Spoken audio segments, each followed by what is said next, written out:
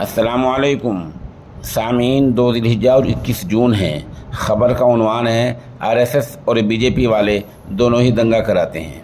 ये बयान राजस्थान के वज़ीर आला ने आज ही दिया है। ख़बर थोड़ी तफसील से सुनिए। राजस्थान के वज़ीर आला अशोक गहलोत ने आज बुध के दिन कहा कि आरएसएस और बीजेपी वाले दोनों ही दंगा फैलाते हैं। उन्होंने जालौर सर्किट हाउस में मीडिया के नुमाइंदों से बात करते हुए आगे कहा, बीजेपी और आरएसएस दोनों दंगे कराते हैं।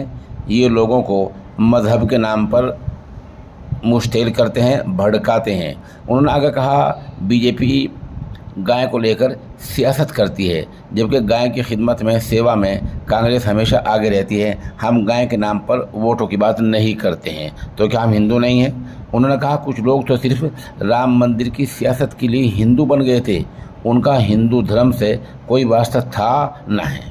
सियासत के लिए हिंदू धर्म को नहीं मानने वाले लोग भी हिंदू बन गए थे। उन्होंने कहा, हम राजस्थान में बीजेपी का एजेंडा नहीं चलने देंगे और न ही बीजेपी का हिंदुत्व का एजेंडा चलने देंगे। हम साफ़ सुथरी सियासत चाहते हैं जिसमें इंसानियत हो और सबका मिलजुल कर काम हो।